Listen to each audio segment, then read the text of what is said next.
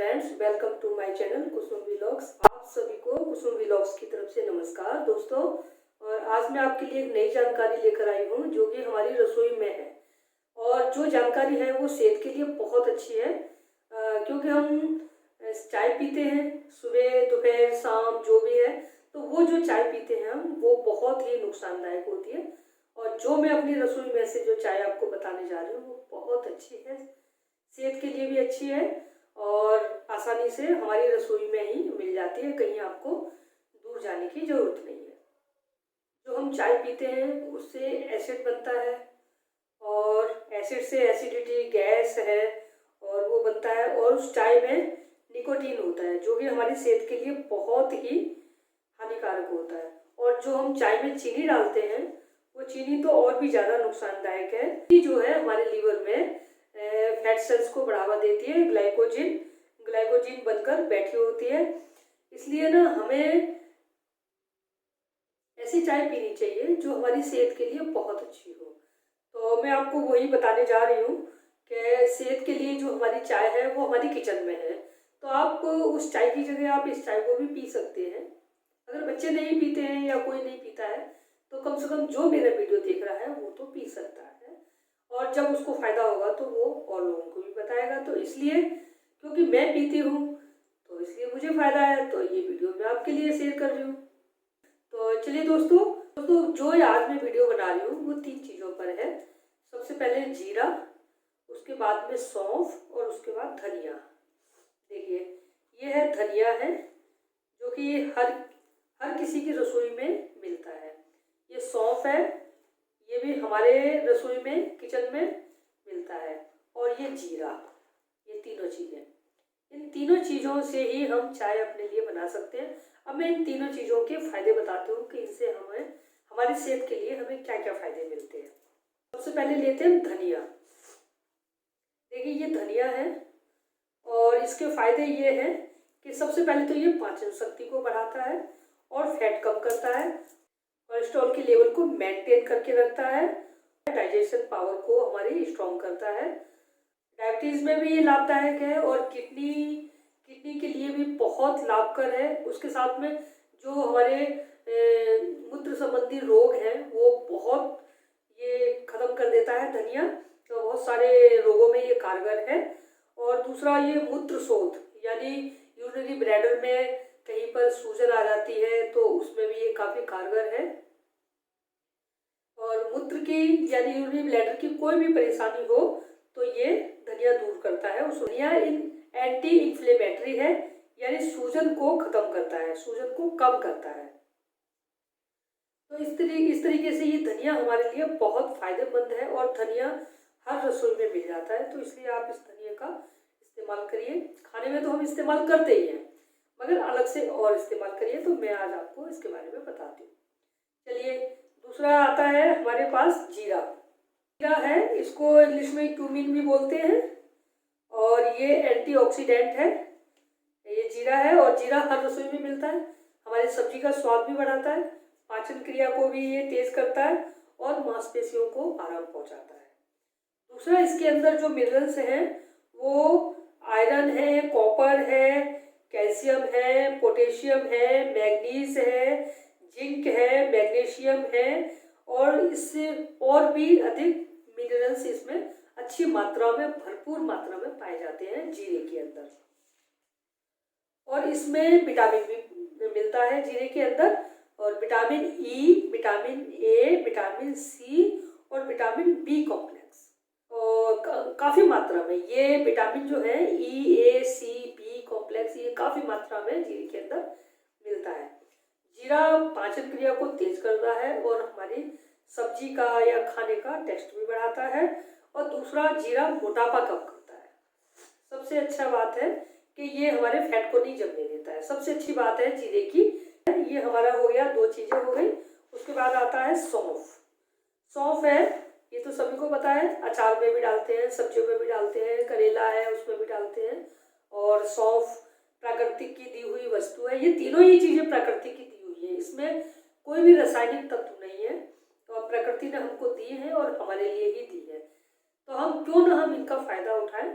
तो इसलिए ना सौंफ, सबसे पहले सौंफ हमारी आंखों की रोशनी बढ़ाती है और आंखों के लिए बहुत अच्छी है। अगर आपकी आंखों में खुजली हो रही है या जलन हो रही है तो आप पानी में सौंफ को डालें और उसकी जो स्टीम आए या भाप आए उससे आप आंख में हल्की हल्की भाप लें तो खुजली दूर हो जाती है, इन्फेक्शन दूर हो जाता है।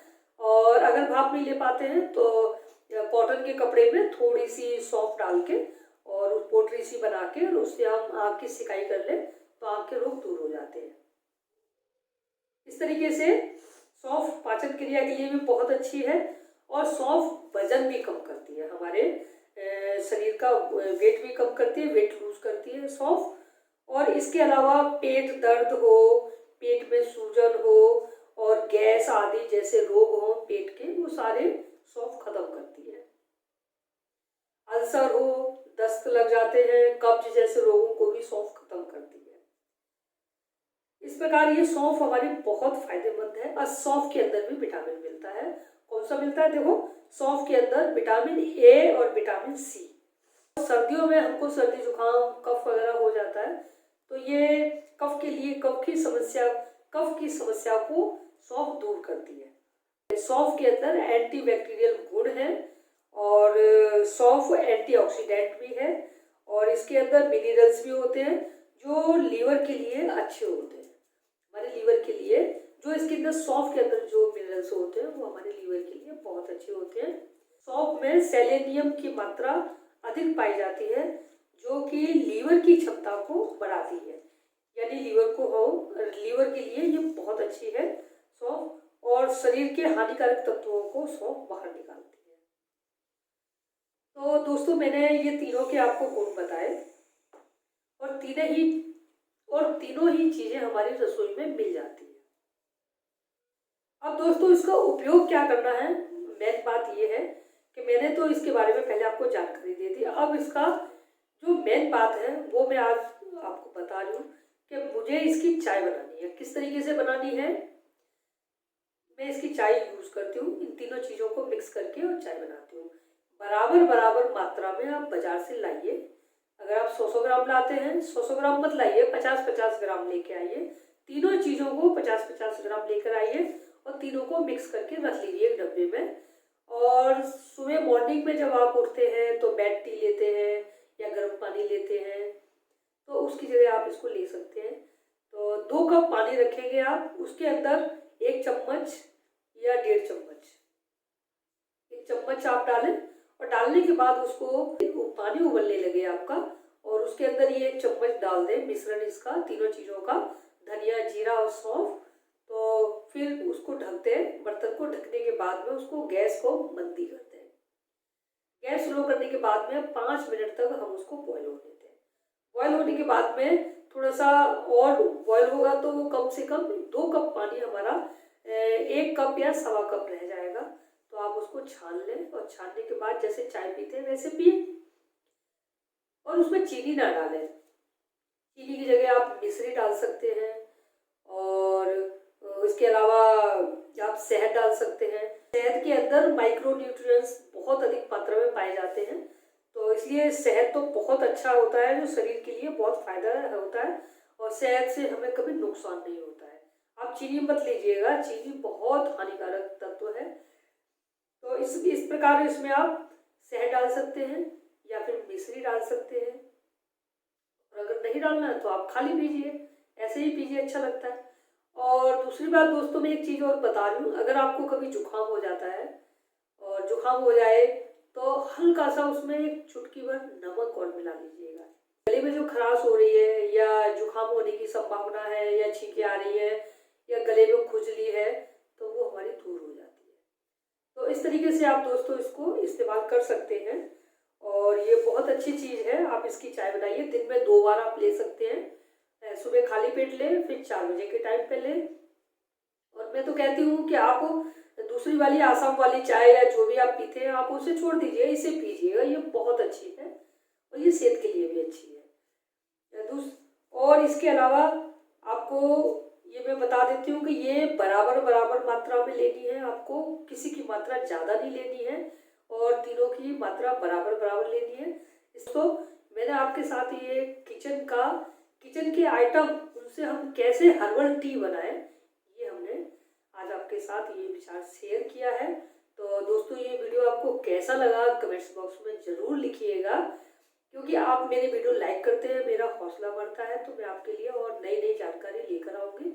इसलिए दोस्तों आप वीडियो को लाइक जरूर करें, कमेंट्स में भी कुछ अपने विचार शेयर करें कि आपको वीडियो कैसा लगा। तो दोस्तों मैं इसका अभी मैंने चाय बनाने रखी है, इसकी मैं आपको दिखाती हूँ उसका कलर कैसा आता है। दोस्तों मैं ये चाय बना के लाई हूँ और देखिए किस तरीके से इसका कलर आता है।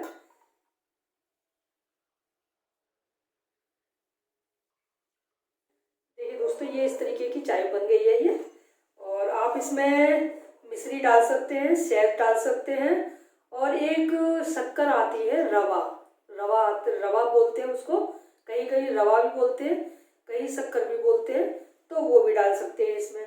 और अगर कोई डालना चाहे तो गुड़ भी डाल सकता है। तो मैं तो कुछ नहीं डालती हूँ, मैं इस तरीके से ऐसे ही पीती हूँ। तो देखिए ये कलर कितना अच्छा आया है इसका।